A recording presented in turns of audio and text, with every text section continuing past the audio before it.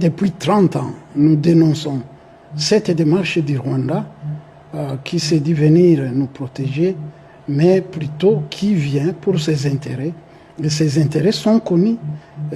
C'est venir et piller les ressources du Congo et surtout, nous les Banyamulenge, nous faire partir du Congo. Ce qu'ils ont fait à Uvira, c'est un plan qu'on a dénoncé depuis 30 ans, puisqu'ils nous l'avaient même annoncé en 1996, qu'ils veulent nous déporter, nous amener au Rwanda, et nous, on continue à résister jusqu'à aujourd'hui.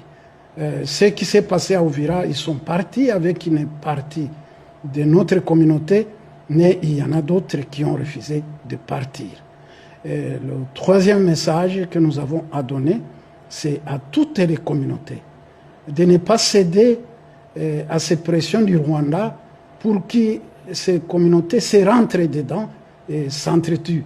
Le Rwanda a toujours joué sur les conflits. Nous avons certes des conflits, nous avons des problèmes avec les voisins, mais le Rwanda les exploite, vient y verser pratiquement de l'essence et joue aux pyromanes et aux sapeurs-pompiers. Je crois vous souvenez dans les médias internationaux, Clairon et partout, qui viennent protéger les Banyamulenge, mais justement c'est pour jouer sur certaines personnes facilement qui peuvent céder à cela, croyant que les Banyamulenge sont les portes d'entrée. Justement, à travers ces manipulations, comme vous les décrivez, certains présentent ce retrait comme un geste d'apaisement. Est-ce que vous êtes de cet avis? Nous sommes au courant, c'est une pression diplomatique que le Rwanda a demandé à ses hommes de se retirer.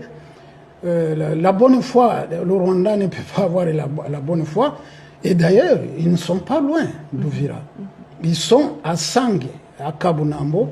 C'est à peu près à 30 km d'Uvira. En principe, ils devaient rentrer au moins là d'où ils sont partis en occupant Uvira, c'est à Kamanyola, Katokota, à 75 km d'Uvira. Mais les informations que nous avons aujourd'hui, ils ont contourné la plaine, ils montent par les Mera pour continuer à occuper les hauts plateaux chez moi. Et donc, le Rwanda, nous savons qu'ils se sont retirés un peu à Uvira, mais les manœuvres, c'est que les pressions doivent continuer pour que le Rwanda, d'abord, les troupes rwandaises se retirent du Congo. Nous, les Banyamulenge, nous sommes triplement victimes. Le Rwanda nous instrumentalise, il arrive au Congo, il fait des victimes, nous sommes des Congolais, ensemble avec les autres Congolais, nous sommes donc doublement victimes. Voilà, en tant que notable justement d'Uvira, quelle attente pour les populations en matière de sécurité et de paix durable? Oui, on a approché les autorités ici à Kinshasa. En tout cas, vous avez vu même le communiqué du gouvernement. Ils ont mis en place un plan pour la sécurisation d'Uvira, puisque les jours où ils sont partis avec les membres de notre communauté, qu'ils ont obligé de partir avec eux, ça a pris du temps pour que les FARDC entrent, presque une journée. Et justement, comme ils avaient prévu un chaos qui pouvait aboutir au meurtre, c'est vrai, il y a eu des pillages, Dieu merci, il n'y a pas eu de morts. Quel message au Rwanda qui est accusé aujourd'hui de soutenir les rebelles du M23 et ses supplétifs? En tout cas, notre communauté, nous le disons depuis 30 ans. Nous disons au Rwanda de ne pas continuer à instrumentaliser notre communauté.